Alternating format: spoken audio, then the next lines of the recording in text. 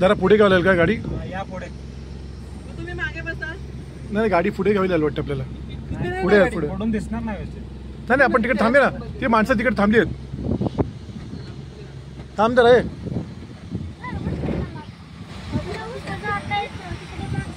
हो मग तिथे जागे आल्यावरती मला माहिती आहे ना तुझी काय अवस्था होणार संध्याकाळी.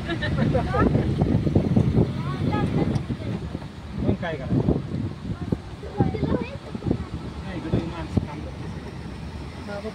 इकडे थांबले पाहिजे. काळ्या गाडीच्या मागे